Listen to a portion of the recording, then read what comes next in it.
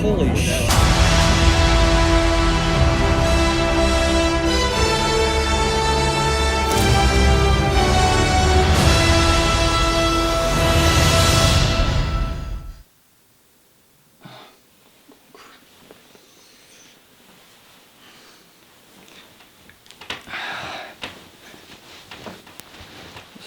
So I saw Avengers Infinity War.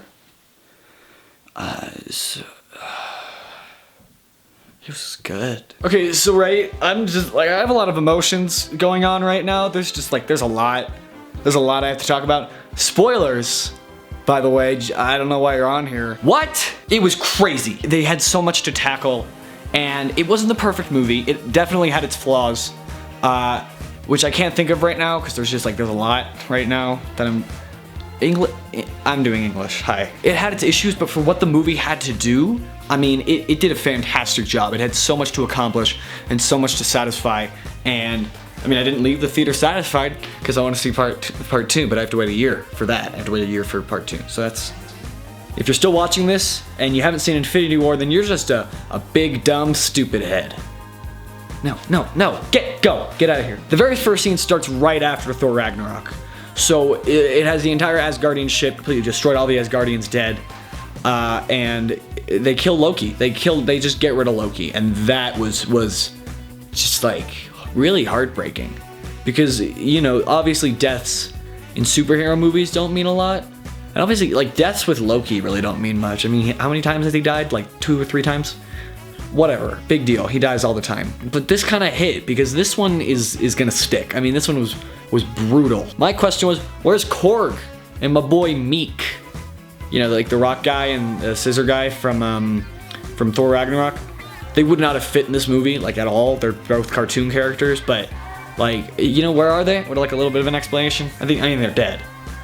Oh, Meek's dead. You go back to Earth and you have like Iron Man and Spider-Man. There are so many characters. I'm not gonna be able to explain this movie. I had issues with it tonally. I felt like some of the scenes should have been kept serious, and they just went back into quipping, which I have my issues with the quips. Some of them were genuinely really funny, and other ones just felt like out of place, and I just, not everybody needs to quip all the time. I think a lot of the Gamora stuff was a little bit forced. You had like Thanos finding Gamora, and like Gamora telling Peter like, you have to kill me, and then in the next scene she's like, all right, kill me, you promised. So some of it felt a little bit like rushed and put together, but I mean, I don't know what else I would have done with that. I think overall the movie was consistently pretty great. It had some low points. It was incredibly exciting. It never felt too slow until you get to the Vision and Wanda Sykes, or Wanda Scarlet Witch. 2 characters that I don't care about, and that I don't think anybody really cares about, that were given way too much screen time. And they really built these characters to be like in love and everything. And I'm like, what is Vision though? Like, what is Vision? What are you?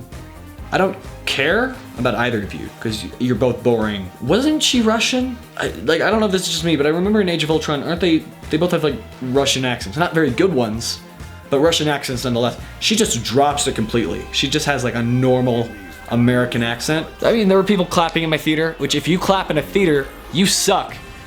Bad. No, stop clap. Stop it.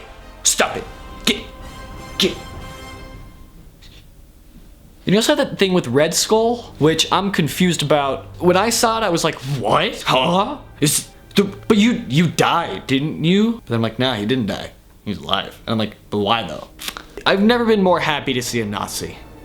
I can't, that's not okay. But the ending is easily probably the most emotional moment in any Marvel movie. You just have these people just fading away. I was worried that each character would not be given enough time. And yeah, their deaths, half the characters died in just an instant. And you didn't have a second to, mourn over any of them, because it just shows how meaningless death is to Thanos. I mean, these people just disappear, your favorite characters, and they're gone. That's it.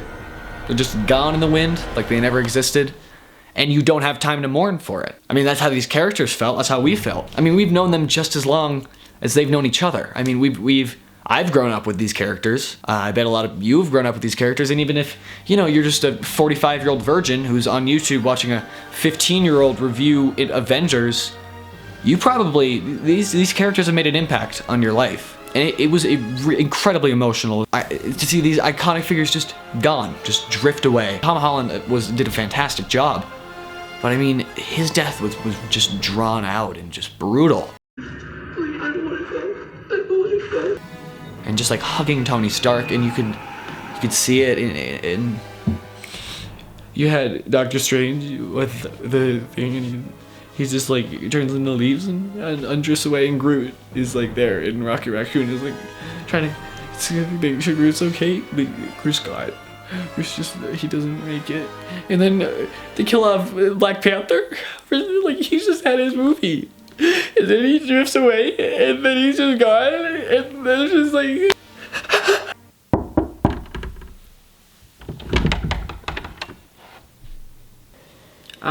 What's wrong? So Iron Man is there, and then he's with Spider-Man, and he's also with Peter Quill, and he's Star-Lord, and they're all like together, and then Drax is together, and then Thor comes back, and he's with Groot, and then they go to Wakanda, and then Black Panther is there, but then Black Panther is like, it's just because he does the thing, and then they all just like die, and they're like get blown away, and then you got Thor, but then, like he's not dead, but then you got Black.